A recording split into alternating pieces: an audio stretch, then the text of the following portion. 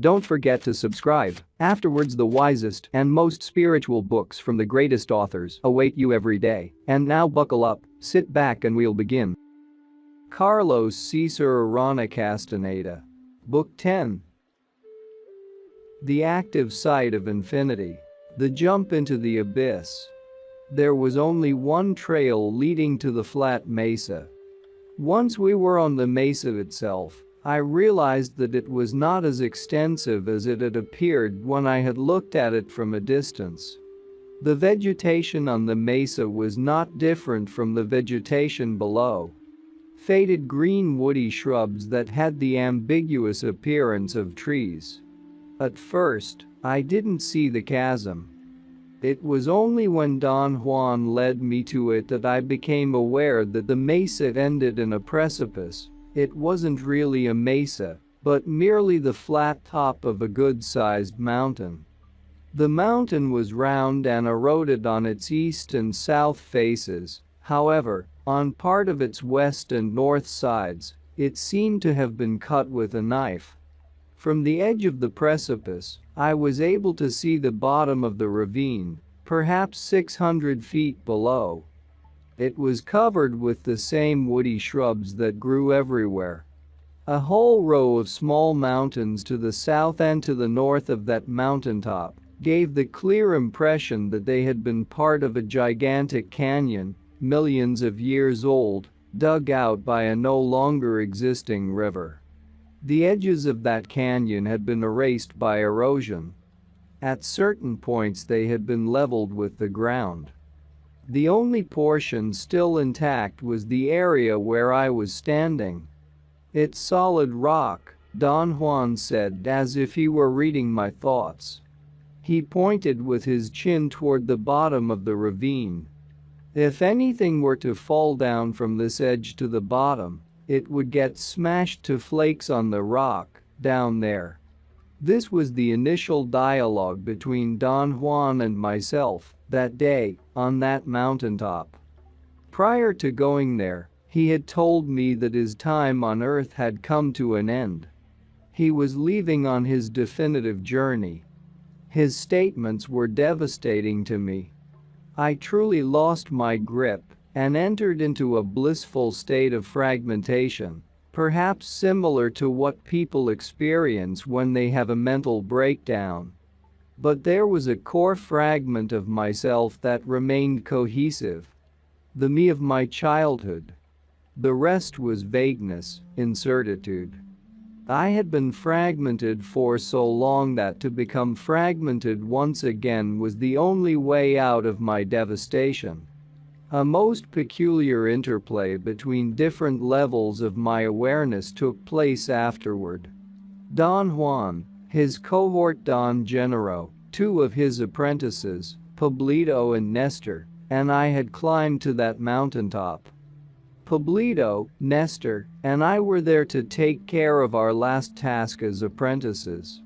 To jump into an abyss, a most mysterious affair, which Don Juan had explained to me at various levels of awareness, but which has remained an enigma to me to this day. Don Juan jokingly said that I should get my writing pad and start taking notes about our last moments together. He gently poked me in the ribs and assured me, as he hid his laughter, that it would have been only proper, since I had started on the warrior traveler's path by taking notes.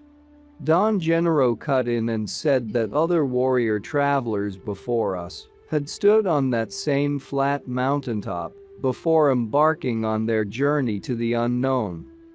Don Juan turned to me and in a soft voice said that soon I would be entering into infinity by the force of my personal power, and that he and Don Genaro were there only to bid me farewell. Don Genaro cut in again and said that I was there also to do the same for them. "Once you have entered into infinity," Don Juan said, "you can't depend on us to bring you back. Your decision is needed then. Only you can decide whether or not to return. I must also warn you that few warrior travelers survive this type of encounter with infinity. Infinity is enticing beyond belief. A warrior traveler finds that to return to the world of disorder, compulsion, noise, and pain is a most unappealing affair.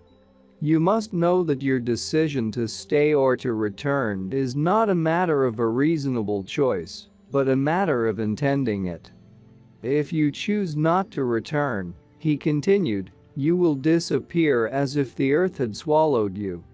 But if you choose to come back, you must tighten your belt and wait like a true warrior traveler until your task, whatever it might be, is finished, either in success or in defeat. A very subtle change began to take place in my awareness then. I started to remember faces of people, but I wasn't sure I had met them. Strange feelings of anguish and affection started to mount. Don Juan's voice was no longer audible. I longed for people I sincerely doubted I had ever met. I was suddenly possessed by the most unbearable love for those persons, whoever they may have been. My feelings for them were beyond words, and yet I couldn't tell who they were. I only sensed their presence, as if I had lived another life before, or as if I were feeling for people in a dream. I sensed that their outside forms shifted. They began by being tall and ended up petite. What was left intact was their essence, the very thing that produced my unbearable longing for them. Don Juan came to my side and said to me, the agreement was that you remain in the awareness of the daily world. His voice was harsh and authoritative. Today you are going to fulfill a concrete task, he went on, the last link of a long chain, and you must do it in your utmost mood of reason. I had never heard Don Juan talk to me in that tone of voice. He was a different man at that instant, yet he was thoroughly familiar to me. I meekly obeyed him and went back to the awareness of the world of everyday life. I didn't know that I was doing this, however. To me, it appeared, on that day, as if I had acquiesced to Don Juan out of fear and respect. Don Juan spoke to me next in the tone I was accustomed to. What he said was also very familiar. He said that the backbone of a warrior traveler is humbleness and efficiency, acting without expecting anything and withstanding anything that lies ahead of him. I went at that point through another shift in my level of awareness. My mind focused on a thought or a feeling of anguish. I knew then that I had made a pact with some people to die with them, and I couldn't remember who they were. I felt, without the shadow of a doubt, that it was wrong that I should die alone. My anguish became unbearable. Don Juan spoke to me. We are alone, he said. That's our condition, but to die alone is not to die in loneliness. I took big gulps of air to erase my tension. As I breathed deeply, my mind became clear. The great issue with us males is our frailty, he went on. When our awareness begins to grow, it grows like a column, right on the midpoint of our luminous being, from the ground up. That column has to reach a considerable height before we can rely on it. At this time in your life, as a sorcerer, you easily lose your grip on your new awareness. When you do that, you forget everything you have done and seen on the warrior traveler's path, because your consciousness shifts back to the awareness of your everyday life. I have explained to you that the task of every male sorcerer is to reclaim everything he has done and seen on the warrior traveler's path, while he was on new levels of awareness. The problem of every male sorcerer is that he easily forgets because his awareness loses its new level and falls to the ground at the drop of a hat. I understand exactly what you're saying, Don Juan, I said. Perhaps this is the first time I have come to the full realization of why I forget everything and why I remember everything later. I have always believed that my shifts were due to a personal pathological condition. I know now why these changes take place, yet I can't verbalize what I know. Don't worry about verbalizations, Don Juan said. You'll verbalize all you want in due time. Today, you must act on your inner silence, on what you know without knowing. You know to perfection what you have to do, but this knowledge is not quite formulated in your thoughts yet. On the level of concrete thoughts or sensations, all I had were vague feelings of knowing something that was not part of my mind. I had, then, the clearest sense of having taken a huge step down. Something seemed to have dropped inside me. It was almost a jolt. I knew that I had entered into another level of awareness at that instant. Don Juan told me then that it is obligatory that a warrior traveler say goodbye to all the people he leaves behind. He must say his goodbye in a loud and clear voice, so that his shout and his feelings will remain forever recorded in those mountains. I hesitated for a long time, not out of bashfulness, but because I didn't know whom to include in my thanks. I had completely internalized the sorcerer's concept that warrior travelers can't owe anything to anyone. Don Juan had drilled a sorcerer's axiom into me. Warrior travelers pay elegantly, generously, and with unequaled ease every favor, every service rendered to them. In this manner, they get rid of the burden of being indebted. I had paid, or I was in the process of paying, everyone who had honored me with their care or concern. I had recapitulated my life to such an extent that I had not left a single stone unturned. I truthfully believed in those days that I didn't owe anything to anyone. I expressed my beliefs and hesitation to Don Juan. Don Juan said that I had indeed recapitulated my life thoroughly, but he added that I was far from being free of indebtedness. "How about your ghosts?" he went on. "Those you can no longer touch?" He knew what he was talking about. During my recapitulation, I had recounted to him every incident of my life.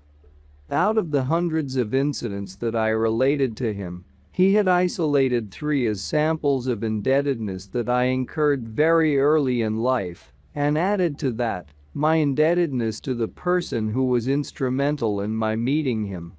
I had thanked my friend profusely, and I had sensations that something out there acknowledged my thanks.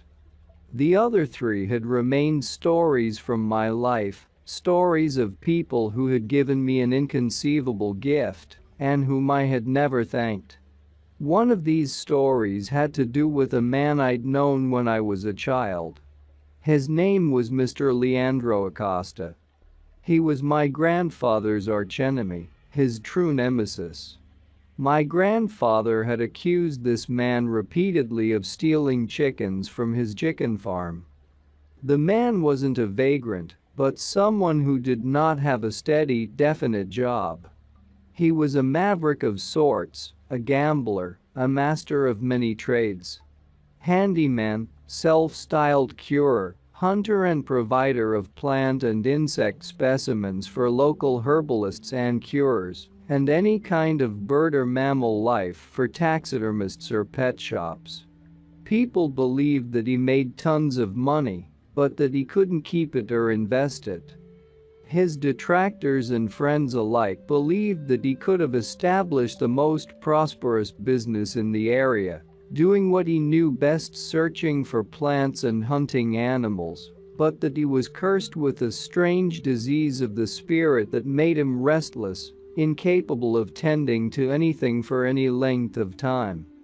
One day, while I was taking a stroll on the edge of my grandfather's farm, I noticed that someone was watching me from between the thick bushes of the forest's edge. It was Mr. Acosta. He was squatting inside the bushes of the jungle itself, and would have been totally out of sight had it not been for my sharp 8-year-old eyes. No wonder my grandfather thinks that he comes to steal chickens, I thought. I believed that no one else but me could have noticed him. He was utterly concealed by his motionlessness. I had caught the difference between the bushes and his silhouette by feeling rather than sight. I approached him. The fact that people rejected him so viciously, or liked him so passionately, intrigued me no end. "What are you doing there, Mr. Acosta?" I asked daringly. "I'm taking a shit while I look at your grandfather's farm," he said, "so you better scram before I get up unless you like the smell of shit." I moved away a short distance. I wanted to know if he was really doing what he was claiming. He was. He got up. I thought he was going to leave the bush and come onto my grandfather's land and perhaps walk across to the road, but he didn't. He began to walk inward, into the jungle. Hey, Mr. Acosta," I yelled. "Can I come with you?" I noticed that he had stopped walking. It was again more a feeling than an actual sight, because the bush was so thick. "You can certainly come with me if you can find an entry into the bush," he said. That wasn't difficult for me. In my hours of idleness, I had marked an entry into the bush with a good-sized rock. I had found out through an endless process of trial and error that there was a crawling space there, which if I followed for 3 or 4 yards, turned into an actual trail on which I could stand up and walk. Mr. Acosta came to me and said, "Bravo, kid. You've done it. Yes, come with me if you want to."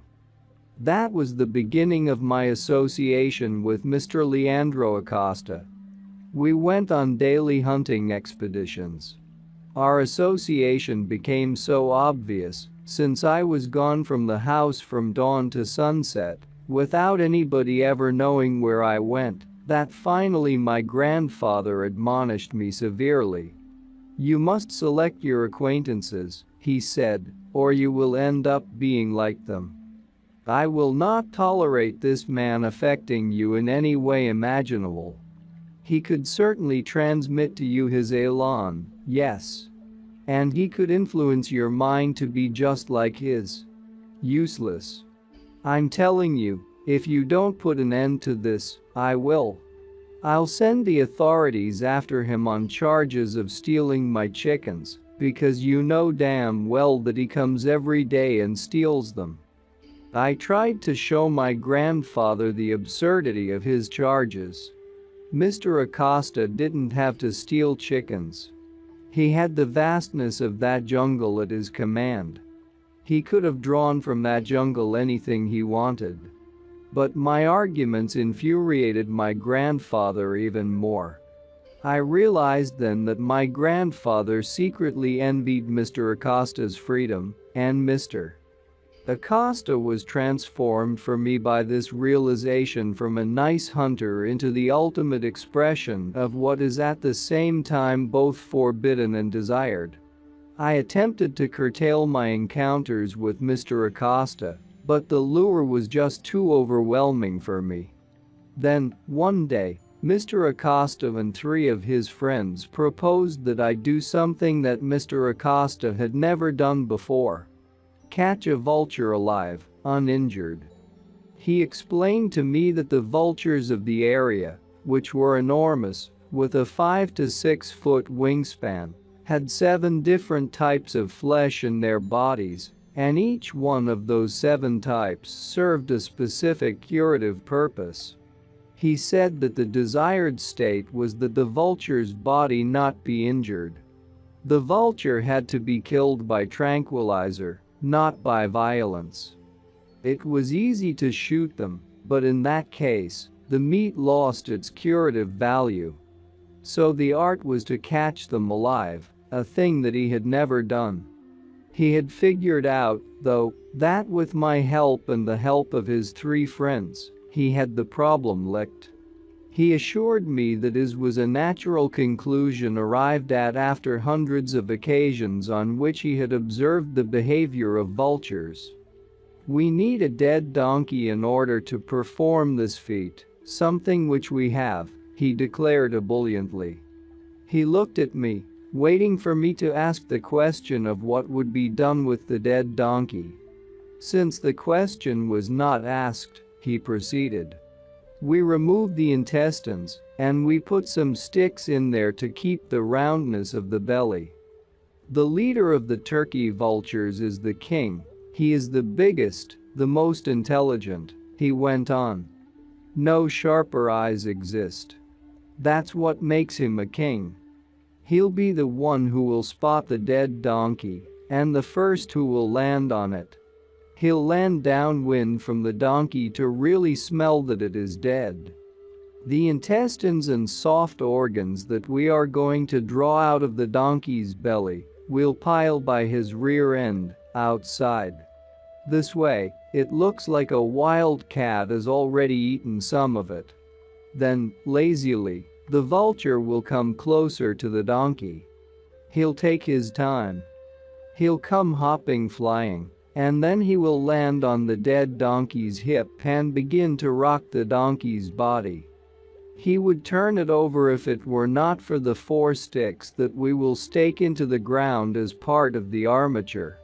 He'll stand on the hip for a while. That will be the clue for other vultures to come and land there in the vicinity. Only when he has 3 or 4 of his companions down with him will the king vulture begin his work. And what is my role in all this, Mr. Acosta? I asked. You hide inside the donkey, he said with a deadpan expression. Nothing to it. I give you a pair of specially designed leather gloves, and you sit there and wait until the king turkey vulture rips the anus of the dead donkey open with his enormous powerful beak and sticks his head in to begin eating. Then you grab him by the neck with both hands and don't let go.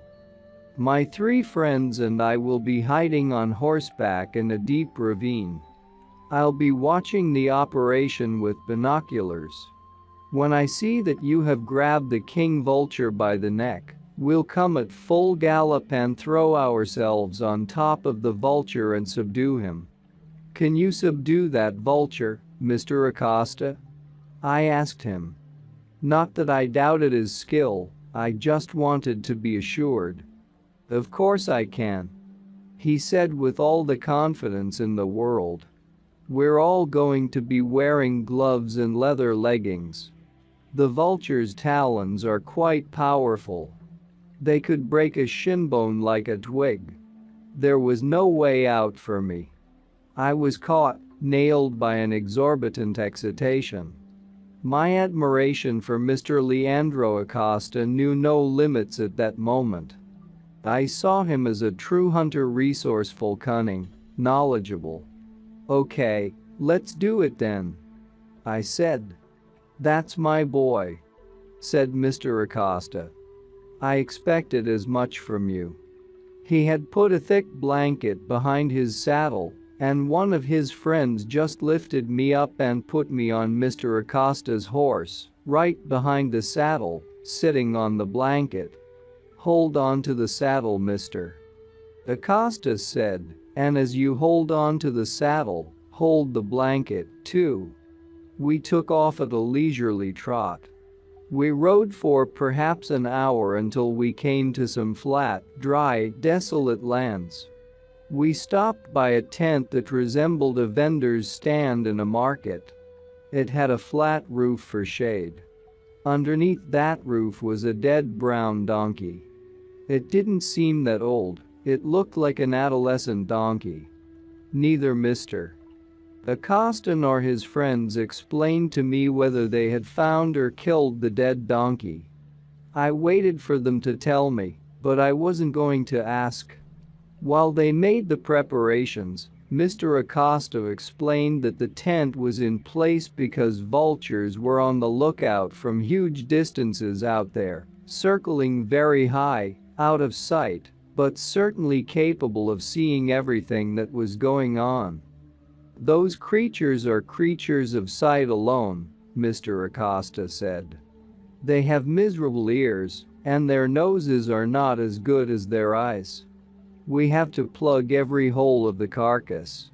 I don't want you to be peeking out of any hole, because they will see your eye and never come down. They must see nothing." They put some sticks inside the donkey's belly and crossed them, leaving enough room for me to crawl in. At one moment I finally ventured the question that I was dying to ask. "Tell me, Mr. Acosta, this donkey surely died of illness, didn't he? Do you think its disease could affect me?" Mr. Acosta raised his eyes to the sky. "Come on.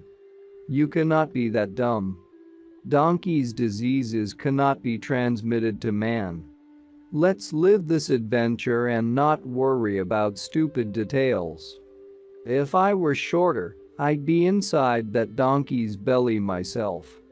Do you know what it is to catch the king of turkey buzzards?" I believed him.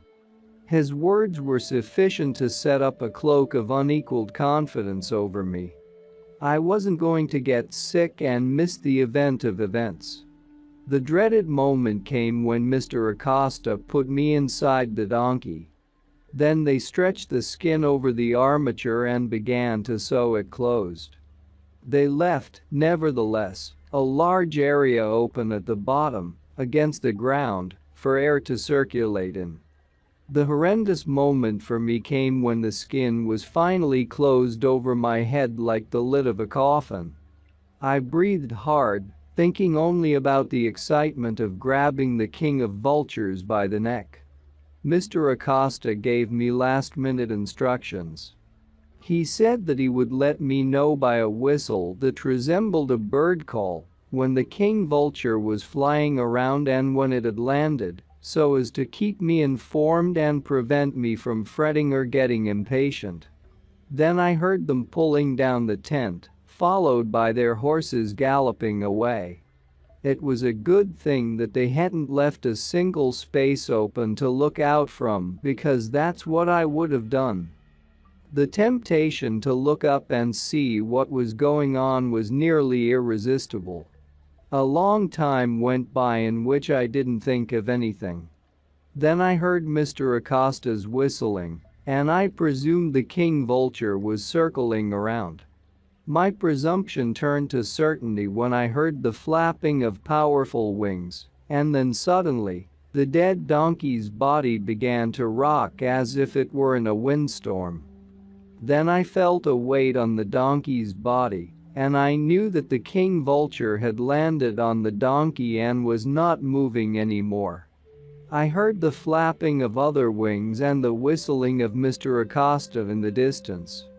Then I braced myself for the inevitable. The body of the donkey began to shake as something started to rip the skin. Then, suddenly, a huge ugly head with a red crest, an enormous beak, and a piercing open eye burst in. I yelled with fright and grabbed the neck with both hands. I think I stunned the king vulture for an instant because he didn't do anything, which gave me the opportunity to grab his neck even harder, and then all hell broke loose. He ceased to be stunned and began to pull with such force that I was smashed against a structure, and in the next instant I was partially out of the donkey's body, armature and all, holding on to the neck of the invading beast for dear life. I heard Mr. Acosta's galloping horse in the distance. I heard him yelling, "Let go, boy, let go, he's going to fly away with you." The king vulture indeed was going to either fly away with me holding onto his neck, or rip me apart with the force of his talons. The reason he couldn't reach me was because his head was sunk halfway into the viscera and the armature. His talons kept slipping on the loose intestines, and they never actually touched me. Another thing that saved me was that the force of the vulture was involved in pulling his neck out from my clasp, and he could not move his talons far forward enough to really injure me. The next thing I knew, Mr. Acosta had landed on top of the vulture at the precise moment that my leather gloves came off my hands. Mr. Acosta was beside himself with joy. "We've done it, boy, we've done it," he said. "The next time, we will have longer stakes on the ground that the vulture cannot yank out, and you will be strapped to the structure." My relationship with Mr. Acosta had lasted long enough for us to catch a vulture. Then my interest in following him disappeared as mysteriously as it had appeared, and I never really had the opportunity to thank him for all the things that he had taught me. Don Juan said that he had taught me the patience of a hunter at the best time to learn it, and above all, he had taught me to draw from solitariness all the comfort that a hunter needs. "You cannot confuse solitude with solitariness," Don Juan explained to me once. "Solitude for me is psychological, of the mind. Solitariness is physical. One is debilitating, the other comforting." For all this, Don Juan had said, I was indebted to Mr. Acosta forever, whether or not I understood indebtedness the way warrior travelers understand it. The second person Don Juan thought I was indebted to was a 10-year-old child I'd known growing up. His name was Armando Velez. Just like his name, he was extremely dignified, starchy, a little old man. I liked him very much because he was firm and yet very friendly. He was someone who could not easily be intimidated. He would fight anyone if he needed to, and yet he was not a bully at all. The two of us used to go on fishing expeditions. We used to catch very small fish that lived under rocks and had to be gathered by hand. We would put the tiny fish we caught to dry in the sun and eat them raw, all day sometimes. I also liked the fact that he was very resourceful and clever, as well as being ambidextrous. He could throw a rock with his left hand farther than with his right. We had endless competitive games in which, to my ultimate chagrin, he always won. He used to sort of apologize to me for winning by saying, "If I slow down and let you win, you'll hate me. It'll be an affront to your manhood. So try harder." Because of his excessively starchy behavior, we used to call him Señor Velez, but the Señor was shortened to Show, a custom typical of the region in South America where I come from. One day, Show Velez asked me something quite unusual. He began his request, naturally, as a challenge to me. "I'd bet anything," he said, "that I know something that you wouldn't dare do." "What are you talking about, Show Velez? You wouldn't dare go down a river in a raft." "Oh yes I would. I've done it in a flooded river. I got stranded on an island for 8 days once. They had to drift food to me." This was the truth. My other best friend was a child nicknamed Crazy Shepherd. We got stranded in a flood on an island once, with no way for anyone to rescue us. Townspeople expected the flood to overrun the island and kill us both. They drifted baskets of food down the river in the hope that they would land on the island, which they did. They kept us alive in this fashion until the water had subsided enough for them to reach us with a raft and pull us to the banks of the river. "No, this is a different affair," Show Velez continued with his erudite attitude. "This one implies going on a raft on a subterranean river." He pointed out that a huge section of a local river went through a mountain. That subterranean section of the river had always been a most intriguing place for me. Its entrance into the mountain was a foreboding cave of considerable size, always filled with bats and smelling of ammonia. Children of the area were told that it was the entrance to hell. Sulfur fumes, heat, stench. You bet your friggin' boots, Chauvelez, that I will never go near that river in my lifetime. I said, yelling. Not in 10 lifetimes. You have to be really crazy to do something like that. Chauvelez's serious face got even more solemn. Oh, he said, then I will have to do it all by myself. I thought for a minute that I could goad you into going with me. I was wrong. My loss. Hey, Chauvelez, what's with you? Why in the world would you go into that hellish place? I have to, he said in his gruff little voice. You see, my father is as crazy as you are, except that he is a father and a husband. He has 6 people who depend on him. Otherwise, he would be as crazy as a goat. My 2 sisters, my 2 brothers, my mother and I depend on him. He is everything to us. I didn't know who Chauvelez's father was. I had never seen him. I didn't know what he did for a living.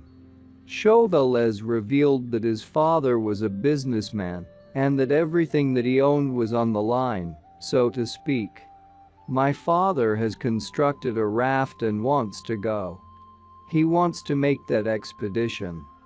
My mother says that he's just letting off steam, but I don't trust him, Chauvelez continued. I have seen your crazy look in his eyes.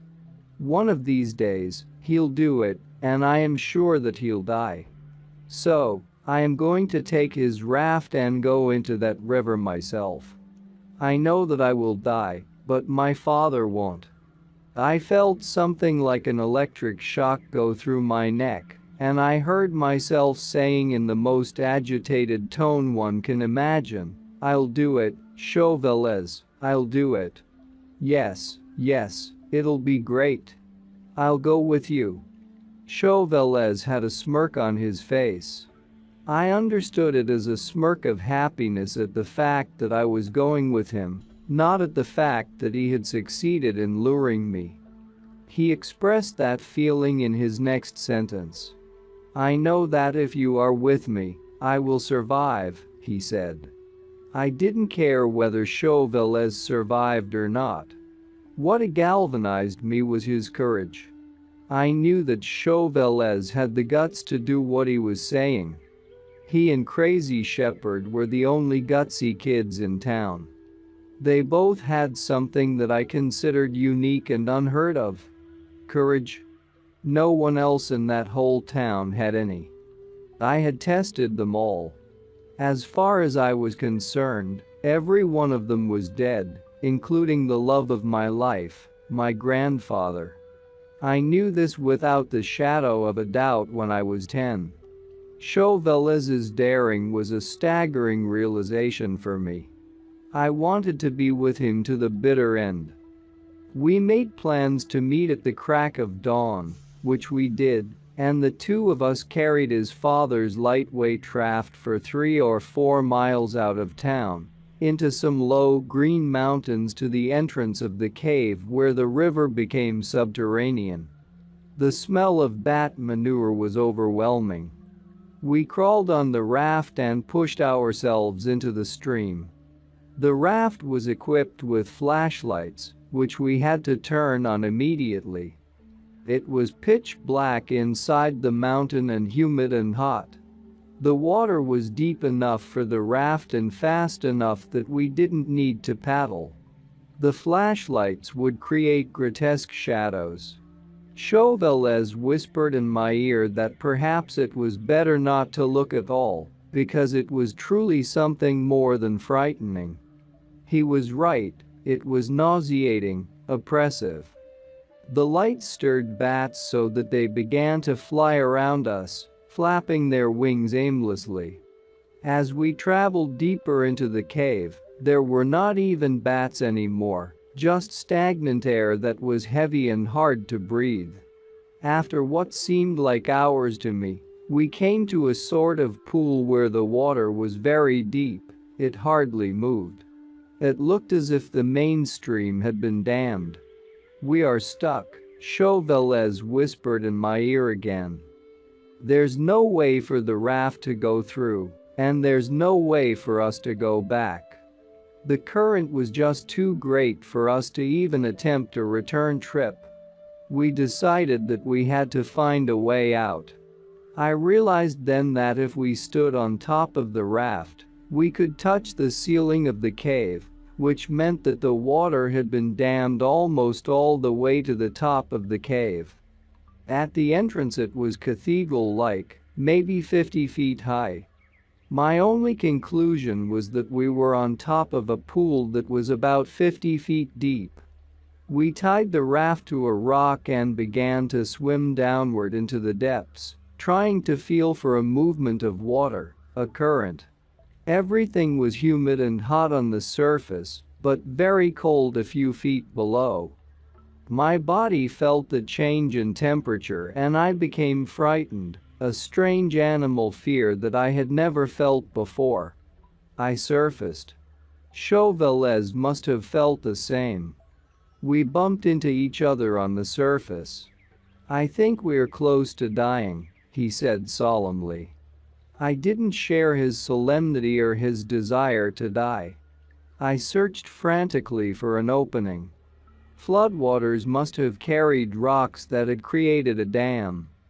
I found a hole big enough for my 10-year-old body to go through.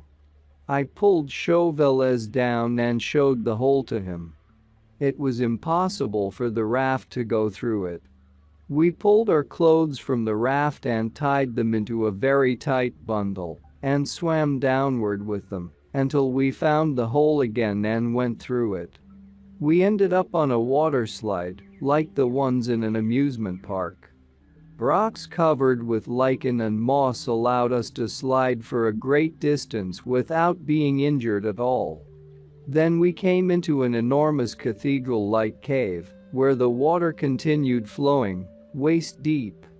We saw the light of the sky at the end of the cave and waded out. Without saying a word, we spread out our clothes and let them dry in the sun, then headed back for town. Chauvelez was nearly inconsolable because he had lost his father's raft. "My father would have died there," he finally conceded. "His body would never have gone through the hole we went through. He's too big for it. My father is a big fat man," he said. "But he would have been strong enough to walk his way back to the entrance." I doubted it. As I remembered, at times, due to the inclination, the current was astoundingly fast. I conceded that perhaps a desperate big man could have finally walked his way out with the aid of ropes and a lot of effort. The issue of whether Chauvelez's father would have died there or not was not resolved then, but that didn't matter to me. What mattered was that for the first time in my life I had felt the sting of envy. Chauvelez was the only being I have ever envied in my life. He had someone to die for, and he had proved to me that he would do it. I had no one to die for, and I had proved nothing at all. In a symbolic fashion, I gave Chauvelez the total cake. His triumph was complete. I bowed out. That was his town, those were his people, and he was the best among them as far as I was concerned. When we parted that day, I spoke a banality that turned out to be a deep truth when I said, "Be the king of them, Chauvelez. You are the best." I never spoke to him again. I purposely ended my friendship with him. I felt that this was the only gesture I could make to denote how profoundly I had been affected by him. Don Juan believed that my indebtedness to Chauvelez was imperishable, that he was the only one who had ever taught me that we must have something we could die for before we could think that we have something to live for. "If you have nothing to die for," Don Juan said to me once, "how can you claim that you have something to live for? The two go hand in hand, with death at the helm." The third person Don Juan thought I was indebted to beyond my life, and my death was my grandmother on my mother's side. And my blind affection for my grandfather the male. I had forgotten the real source of strength in that household. My very eccentric grandmother. Many years before I came to their household, she had saved a local Indian from being lynched. He was accused of being a sorcerer. Some irate young men were actually hanging him from a tree on my grandmother's property. She came upon the lynching and stopped it. All the lynchers seemed to have been her godsons, and they wouldn't dare go against her. She pulled the man down and took him home to cure him. The rope had already cut a deep wound on his neck. His wounds healed, but he never left my grandmother's side.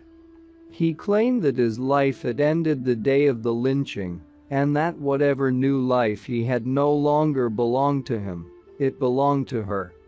Being a man of his word, he dedicated his life to serving my grandmother. He was her valet, majordomo, and counselor.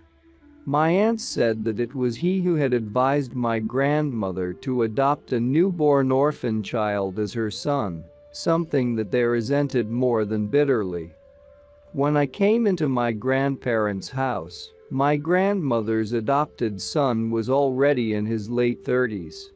She had sent him to study in France. One afternoon, out of the blue, a most elegantly dressed husky man got out of a taxi in front of the house. The driver carried his leather suitcases to the patio. The husky man tipped the driver generously. I noticed in one glance that the husky man's features were very striking. He had long curly hair, long curly eyelashes. He was extremely handsome without being physically beautiful. His best feature was, however, his beaming open smile, which he immediately turned on me. "May I ask your name, young man?" he said with the most beautiful stage voice I had ever heard. The fact that he had addressed me as young man had won me over instantly. "My name is Carlos Castaneda, sir," I said, "and may I ask in turn what is yours?" He made a gesture of mock surprise. He opened his eyes wide and jumped backward as if he had been attacked. Then he began to laugh uproariously. At the sound of his laughter, my grandmother came out to the patio. When she saw the husky man, she screamed like a small girl and threw her arms around him in a most affectionate embrace. He lifted her up as if she weighed nothing and twirled her around. I noticed then that he was very tall. His huskiness hid his height. He actually had the body of a professional fighter. He seemed to notice that I was eyeing him. He flexed his biceps. "I've done some boxing in my day, sir," he said, thoroughly aware of what I was thinking. My grandmother introduced him to me. She said that he was her son Antoine, her baby, the apple of her eye. She said that he was a dramatist, a theater director, a writer, a poet. The fact that he was so athletic was his winning ticket with me. I didn't understand at first that he was adopted. I noticed, however, that he didn't look at all like the rest of the family. While every one of the members of my family were corpses that walked, he was alive, vital from the inside out. We hit it off marvelously. I liked the fact that he worked out every day, punching a bag. I liked immensely that not only did he punch the bag, he kicked it, too, in the most astounding style, a mixture of boxing and kicking. His body was as hard as a rock.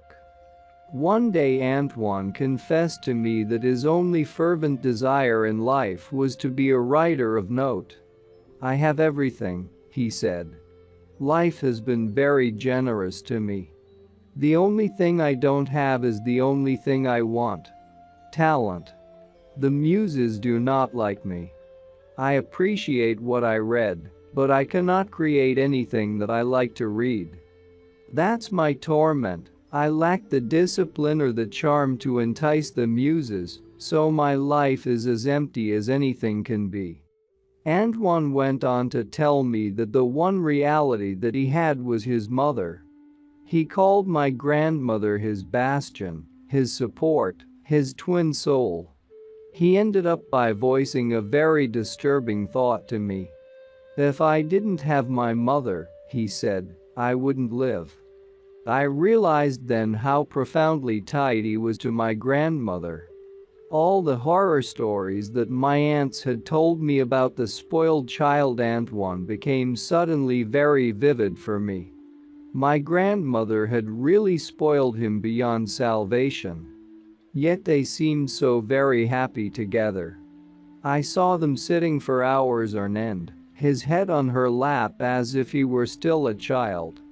I had never heard my grandmother converse with anybody for such lengths of time. Abruptly, one day Antoine started to produce a lot of writing.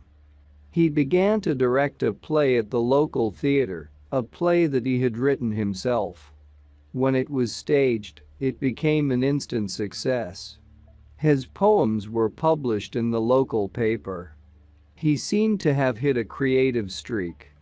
But only a few months later it all came to an end. The editor of the town's paper publicly denounced Antoine. He accused him of plagiarism and published in the paper the proof of Antoine's guilt. My grandmother, of course, would not hear of her son's misbehavior. She explained it all as a case of profound envy. Every one of those people in that town was envious of the elegance, the style of her son. They were envious of his personality, of his wit. Indeed, he was the personification of elegance and savoir-faire. But he was a plagiarist for sure, there was no doubt about it. Antoine never explained his behavior to anyone. I liked him too much to ask him anything about it. Besides, I didn't care. His reasons were his reasons, as far as I was concerned. But something was broken. From then on, our lives moved in leaps and bounds, so to speak. Things changed so drastically in the house from one day to the next that I grew accustomed to expect anything, the best or the worst. One night my grandmother walked into Antoine's room in a most dramatic fashion. There was a look of hardness in her eyes that I had never seen before. Her lips trembled as she spoke. Something terrible has happened, Antoine, she began. Antoine interrupted her. He begged her to let him explain. She cut him off abruptly. No, Antoine, no, she said firmly. This has nothing to do with you. It has to do with me. At this very difficult time for you, something of greater importance yet has happened. Antoine, my dear son, I have run out of time. I want you to understand that this is inevitable, she went on. I have to leave, but you must remain. You are the sum total of everything that I have done in this life. Good or bad, Antoine, you are all I am. Give life a try. In the end, we will be together again anyway. Meanwhile, however, do, Antoine, do. Whatever, it doesn't matter what, as long as you do. I saw Antoine's body as it shivered with anguish. I saw how he contracted his total being, all the muscles of his body, all his strength. It was as if he had shifted gears from his problem, which was like a river, to the ocean. Promise me that you won't die until you die. She shouted at him. Antoine nodded his head. My grandmother, the next day, on the advice of her sorcerer counselor, sold all her holdings, which were quite sizable, and turned the money over to her son Antoine. And the following day, very early in the morning, The strangest scene that I had ever witnessed took place in front of my 10-year-old eyes. The moment in which Antoine said goodbye to his mother. It was a scene as unreal as the set of a moving picture, unreal in the sense that it seemed to have been concocted, written down somewhere, created by a series of adjustments that a writer makes and a director carries out. The patio of my grandparents' house was the setting. Antoine was the main protagonist, his mother the leading actress. Antoine was traveling that day. He was going to the port. He was going to catch an Italian liner and go over the Atlantic to Europe on a leisurely cruise. He was as elegantly dressed as ever. A taxi driver was waiting for him outside the house, blowing the horn of his taxi impatiently. I had witnessed Antoine's last feverish night when he tried as desperately as anyone can try to write a poem for his mother. "It is crap," he said to me. "Everything that I write is crap. I'm a nobody." I assured him, even though I was nobody to assure him, that whatever he was writing was great. At one moment, I got carried away and stepped over certain boundaries I should never have crossed. "Take it from me, Antoine," I yelled. "I am a worse nobody than you. You have a mother. I have nothing. Whatever you are writing is fine." Very politely, he asked me to leave his room. I had succeeded in making him feel stupid, having to listen to advice from a nobody kid. I bitterly regretted my outburst. I would have liked him to keep on being my friend. Antoine had his elegant overcoat neatly folded, draped over his right shoulder. He was wearing a most beautiful green suit, English cashmere. My grandmother spoke. "You have to hurry up, dear," she said. "Time is of the essence. You have to leave. If you don't, these people will kill you for the money." She was referring to her daughters and their husbands, who were beyond fury when they found out that their mother had quietly disinherited them, and that the hideous Antoine, their archenemy, was going to get away with everything that was rightfully theirs. "I'm sorry I have to put you through all this," my grandmother apologized. "But, as you know, time is independent of our wishes." Antoine spoke with his grave, beautifully modulated voice. He sounded more than ever like a stage actor. "It'll take but a minute, Mother," he said. "I'd like to read something that I have written for you." It was a poem of thanks. When he had finished reading, he paused. There was such a wealth of feeling in the air, such a tremor. "It was sheer beauty, Antoine," my grandmother said, sighing. "It expressed everything that you wanted to say. Everything that I wanted to hear." She paused for an instant. Then her lips broke into an exquisite smile. "Plagiarized, Antoine?" she asked.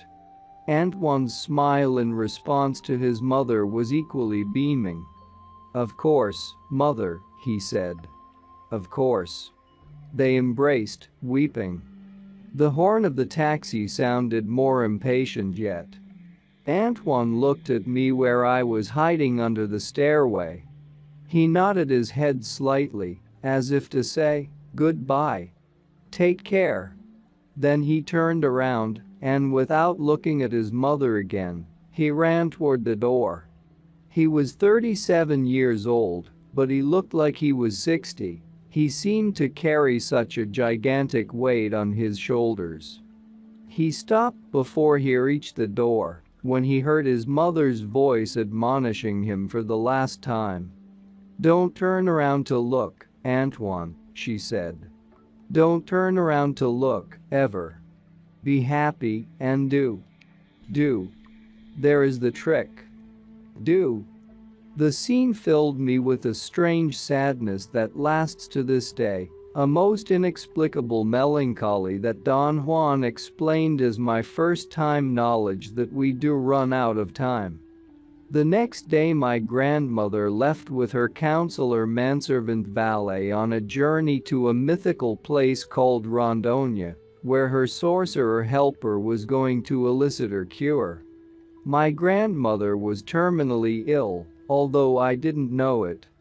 She never returned, and Don Juan explained the selling of her holdings and giving them to Antoine as a supreme sorcerer's maneuver executed by her counselor to detach her from the care of her family.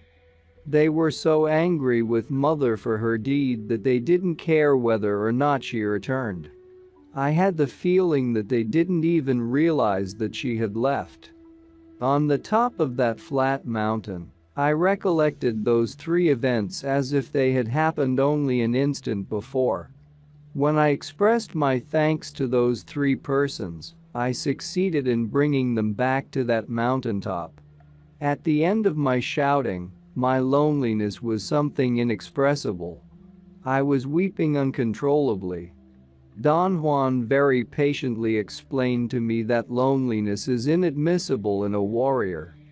He said that warrior travelers can count on one being on which they can focus all their love, all their care.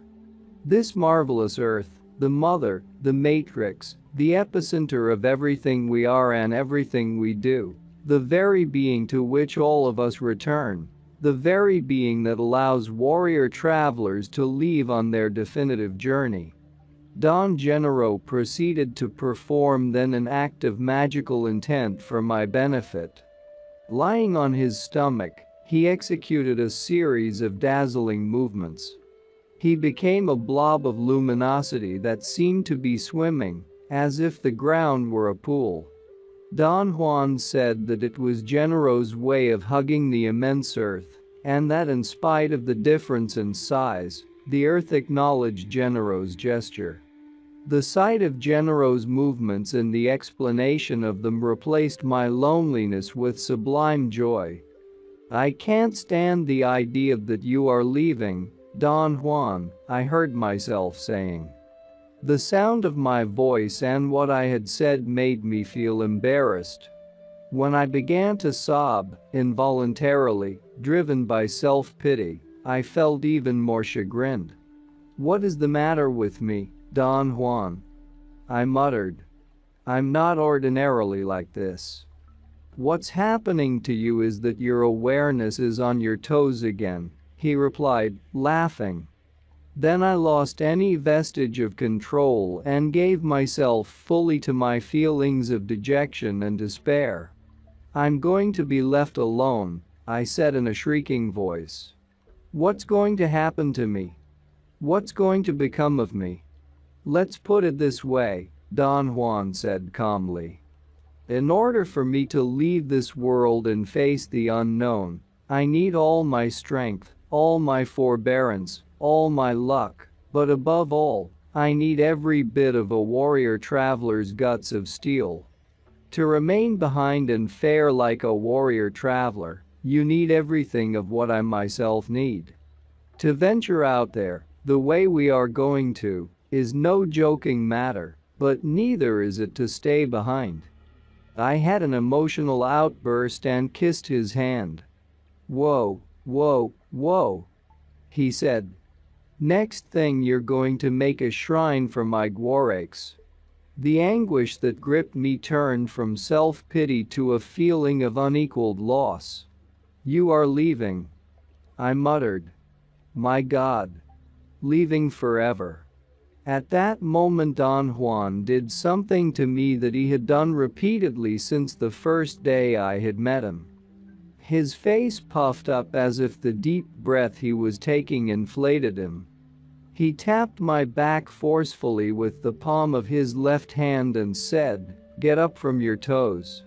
Lift yourself up." In the next instant, I was once again coherent, complete, in control. I knew what was expected of me. There was no longer any hesitation on my part, or any concern about myself. I didn't care what was going to happen to me when Don Juan left. I knew that his departure was imminent. He looked at me, and in that look his eyes said it all. "We will never be together again," he said softly. "You don't need my help anymore, and I don't want to offer it to you, because if you are worth your salt as a warrior traveler, you'll spit in my eye for offering it to you. Beyond a certain point, the only joy of a warrior traveler is his aloneness. I wouldn't like you to try to help me, either. Once I leave, I am gone. Don't think about me, for I won't think about you. If you are a worthy warrior traveler, be impeccable. Take care of your world. Honor it, guard it with your life." He moved away from me. The moment was beyond self-pity or tears or happiness. He shook his head as if to say goodbye, or as if he were acknowledging what I felt. "Forget the self and you will fear nothing, in whatever level of awareness you find yourself to be," he said. He had an outburst of levity. He teased me for the last time on this earth. "I hope you find love," he said. He raised his palm toward me and stretched his fingers like a child, then contracted them against a palm. "Ciao," he said. I knew that it was futile to feel sorry or to regret anything, and that it was as difficult for me to stay behind as it was for Don Juan to leave. Both of us were caught in an irreversible energetic maneuver that neither of us could stop. Nevertheless, I wanted to join Don Juan, follow him wherever he went. The thought crossed my mind that perhaps if I died, he would take me with him. I saw then how Don Juan Matus, the Nagual, led the 15 other seers who were his companions, his wards, his delight, one by one to disappear in the haze of that mesa, toward the north. I saw how every one of them turned into a blob of luminosity, and together they ascended and floated above the mountaintop like phantom lights in the sky. They circled above the mountain once, as Don Juan had said they would do. Their last survey, the one for their eyes only, their last look at this marvelous earth. And then they vanished. I knew what I had to do. I had run out of time. I took off at my top speed toward the precipice and leaped into the abyss. I felt the wind on my face for a moment, and then the most merciful blackness swallowed me like a peaceful subterranean river. The return trip. I was vaguely aware of the loud noise of a motor that seemed to be racing in a stationary position. I thought that the attendants were fixing a car in the parking lot at the back of the building where I had my office apartment. The noise became so intense that it finally caused me to wake up. I silently cursed the boys who ran the parking lot for fixing their car right under my bedroom window. I was hot, sweaty, and tired. I sat up on the edge of my bed, then had the most painful cramps in my calves. I rubbed them for a moment. They seemed to have contracted so tightly that I was afraid that I would have horrendous bruises. I automatically headed for the bathroom to look for some liniment. I couldn't walk. I was dizzy. I fell down, something that had never happened to me before. When I had regained a minimum of control, I noticed that I wasn't worried at all about the cramps in my calves. I had always been a near hypochondriac. An unusual pain in my calves such as the one I was having now would ordinarily have thrown me into a chaotic state of anxiety. I went then to the window to close it, although I couldn't hear the noise anymore. I realized that the window was locked and that it was dark outside. It was night. The room was stuffy. I opened the windows. I couldn't understand why I had closed them. The night air was cool and fresh. The parking lot was empty. It occurred to me that the noise must have been made by a car accelerating in the alley between the parking lot and my building. I thought nothing of it anymore and went to my bed to go back to sleep. I lay across it with my feet on the floor. I wanted to sleep in this fashion to help the circulation in my calves, which were very sore, but I wasn't sure whether it would have been better to keep them down or perhaps lift them up on a pillow.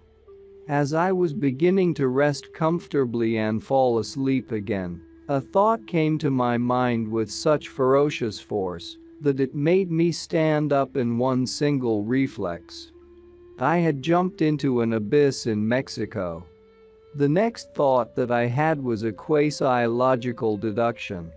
Since I had jumped into the abyss deliberately in order to die, I must now be a ghost.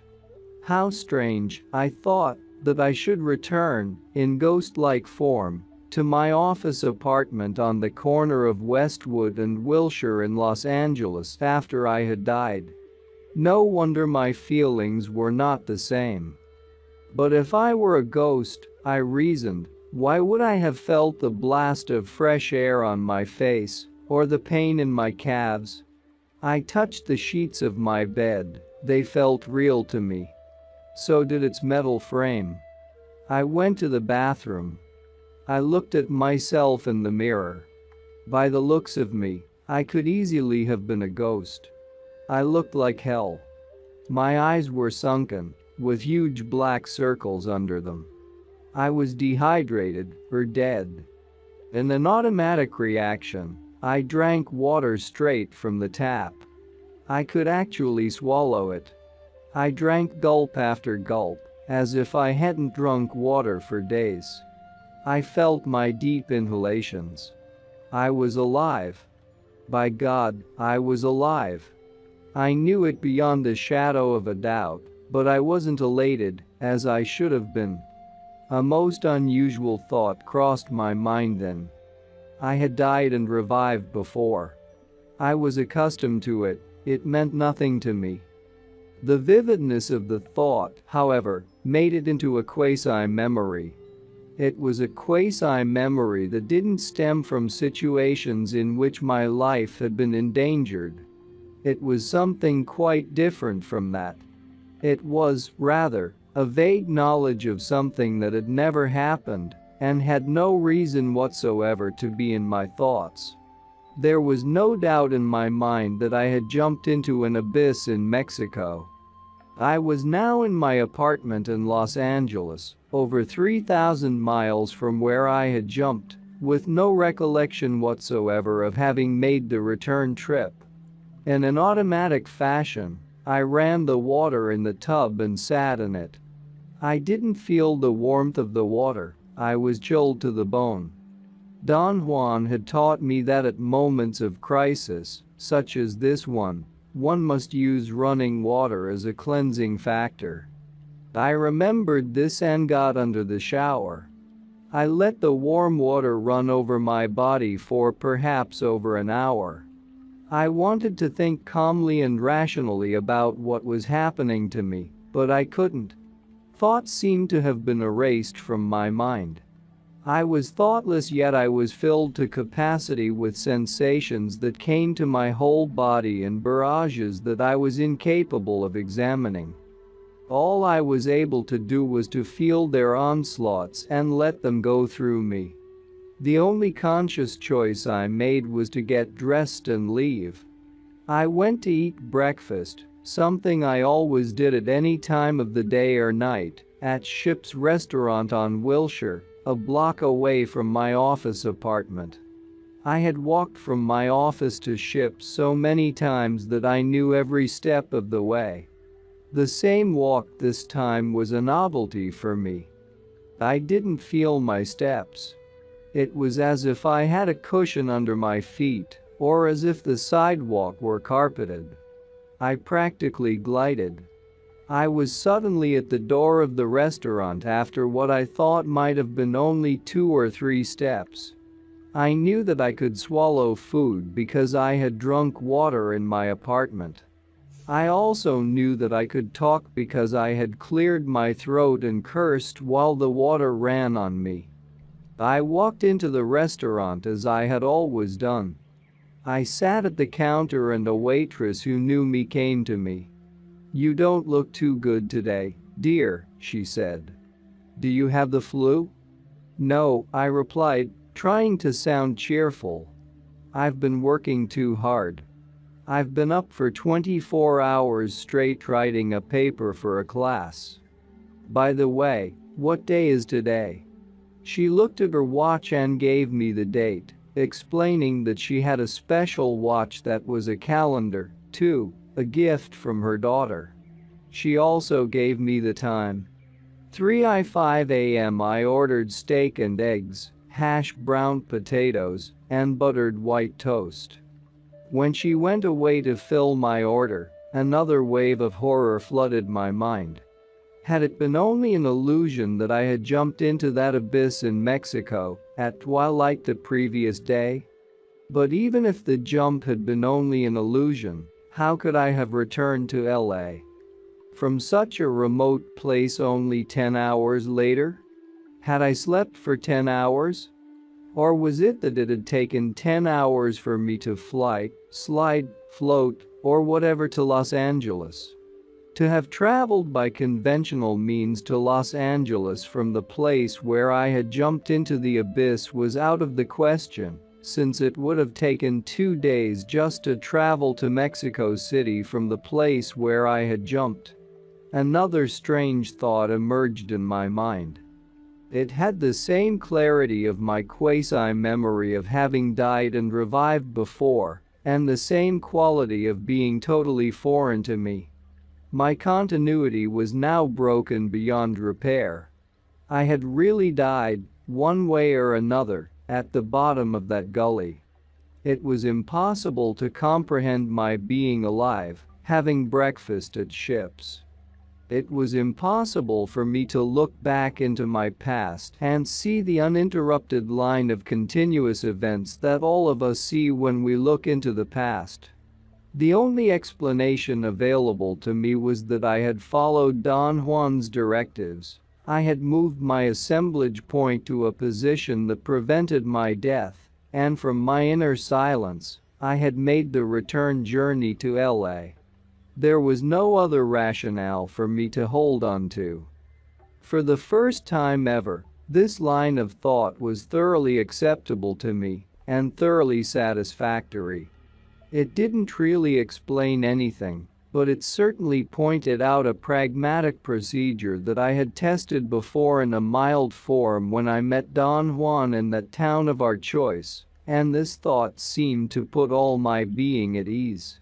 Vivid thoughts began to emerge in my mind. They had the unique quality of clarifying issues.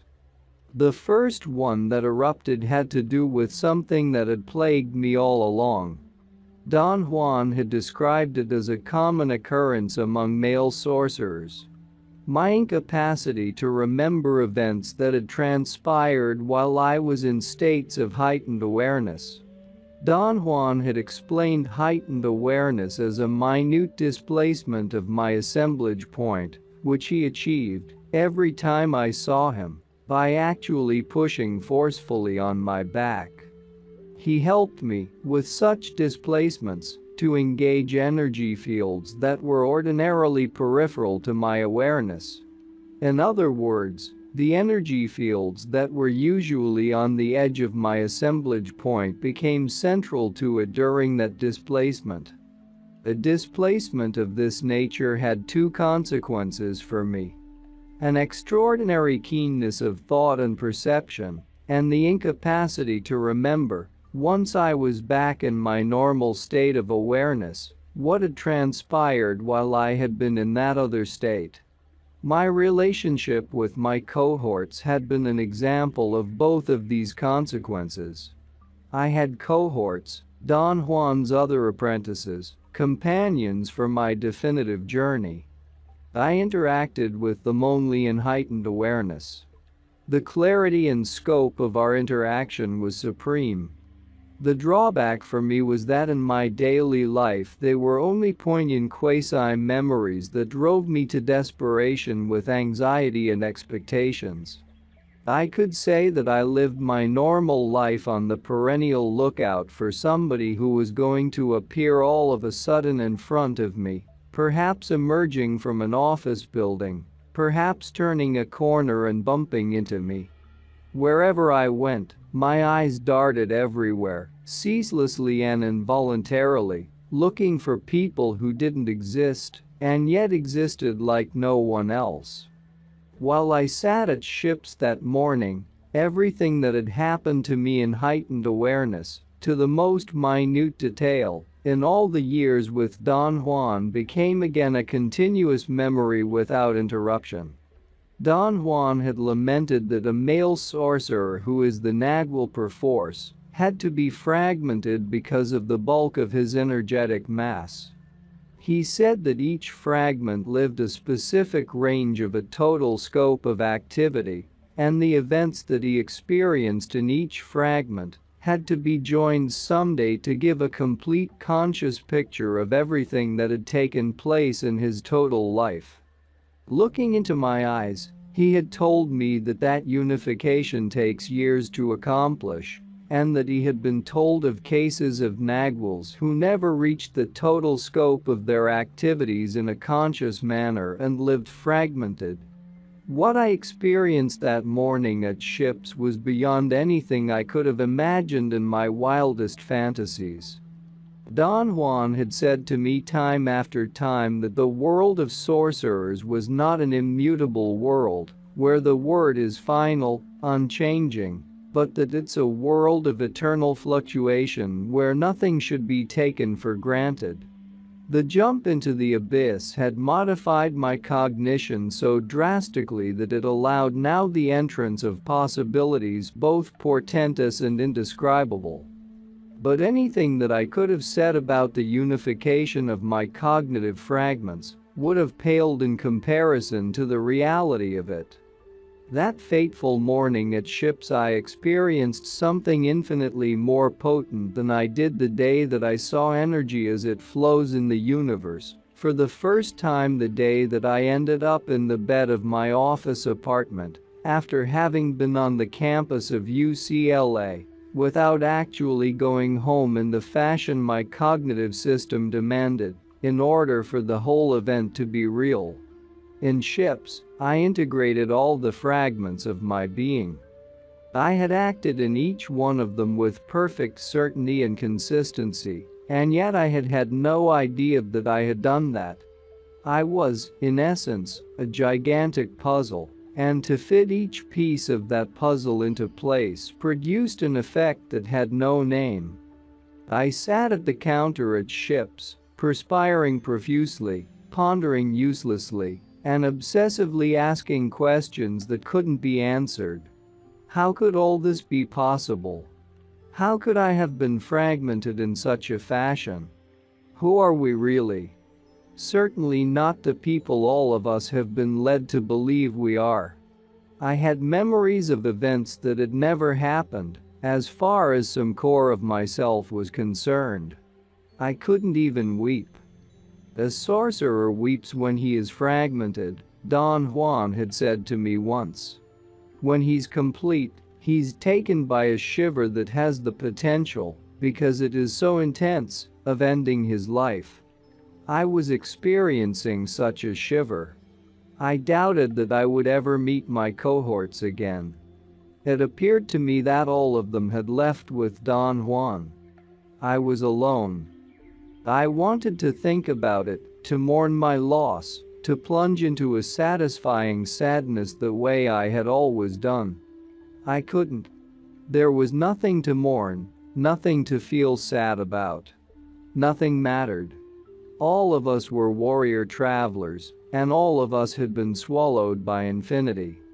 All along, I had listened to Don Juan talk about the warrior traveler. I had liked the description immensely, and I had identified with it on a purely emotional basis. Yet I had never felt what he really meant by that, regardless of how many times he had explained his meaning to me. That night, at the counter of ships, I knew what Don Juan had been talking about. I was a warrior traveler. Only energetic facts were meaningful for me. All the rest were trimmings that had no importance at all. That night, while I sat waiting for my food, another vivid thought erupted in my mind. I felt a wave of empathy, a wave of identification with Don Juan's premises. I had finally reached the goal of his teachings. I was one with him as I had never been before. It had never been the case that I was just fighting Don Juan or his concepts, which were revolutionary for me because they didn't fulfill the linearity of my thoughts as a Western man. Rather, it was that Don Juan's precision in presenting his concepts had always scared me half to death. His efficiency had appeared to be dogmatism. It was that appearance that had forced me to seek elucidations and had made me act all along as if I had been a reluctant believer. Yes, I had jumped into an abyss, I said to myself, and I didn't die because before I reached the bottom of that gully, I let the dark sea of awareness swallow me. I surrendered to it, without fears or regrets. And that dark sea had supplied me with whatever was necessary for me not to die, but to end up in my bed in LA. This explanation would have explained nothing to me 2 days before. At 3 in the morning, in ships, it meant everything to me. I banged my hand on the table as if I were alone in the room. People looked at me and smiled knowingly. I didn't care. My mind was focused on an insoluble dilemma. I was alive despite the fact that I had jumped into an abyss in order to die 10 hours before. I knew that such a dilemma could never be resolved. My normal cognition required a linear explanation in order to be satisfied, and linear explanations were not possible. That was the crux of the interruption of continuity. Don Juan had said that interruption was sorcery. I knew this now, as clearly as I was capable of. How right Don Juan had been when he had said that in order for me to stay behind, I needed all my strength, all my forbearance, and above all, a warrior traveler's guts of steel.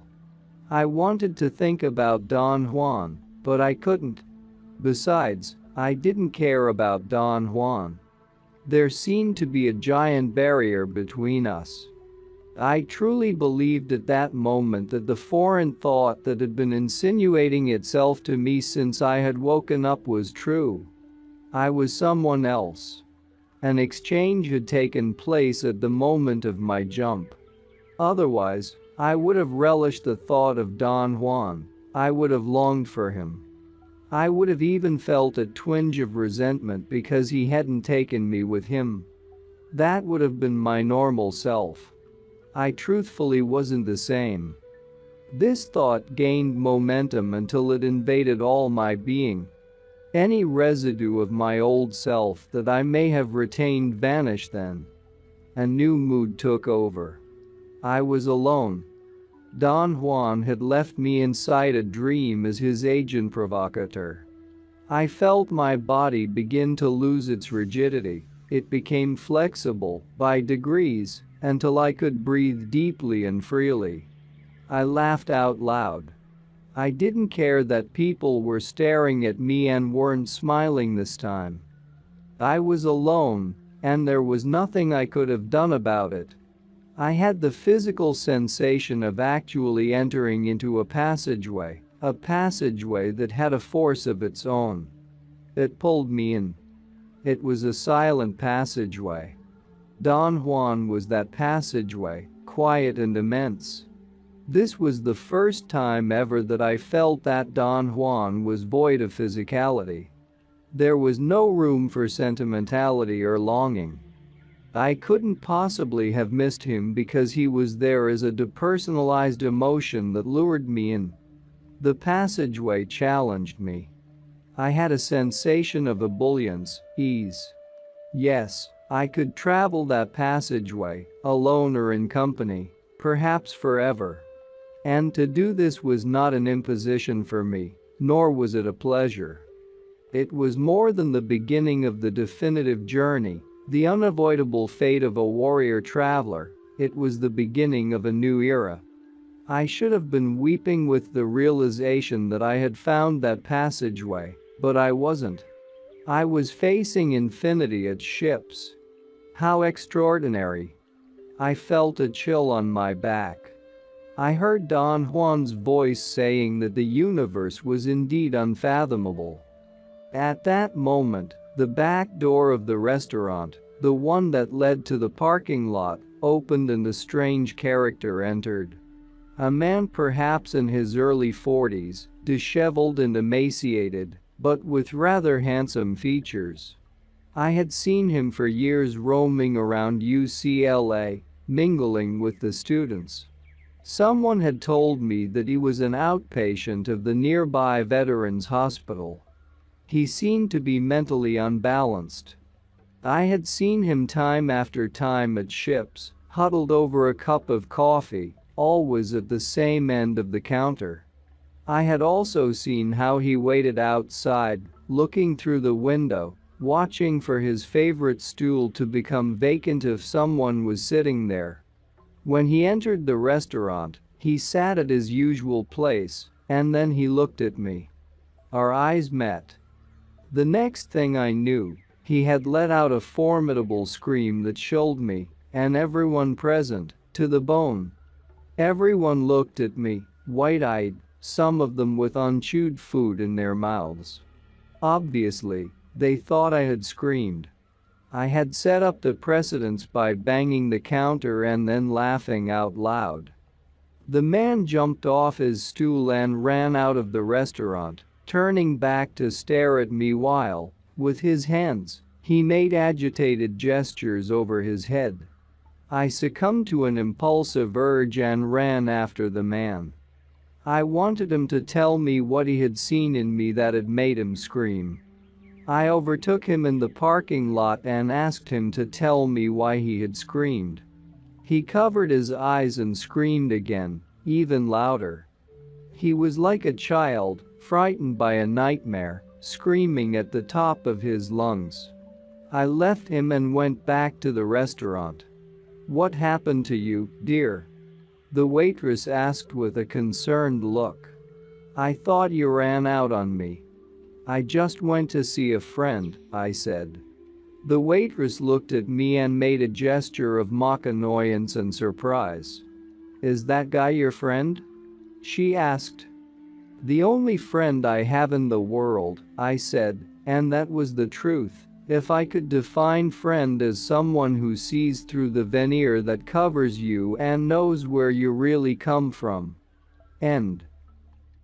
And that's not all. Our experts and regular viewers respond to all comments. Also check if you forgot to subscribe and set your bell to receive notifications about new audiobooks and other useful self-development materials that we release regularly. Join in the discussions, don't forget to give likes and, if possible and inspired, support the development of the channel financially. All useful links will be in the description and the first attached comment. Goodness, love and wisdom to all. And now move on to watch the next part of the video at the links below, or choose something from the playlists of the channel and those you see on the screen.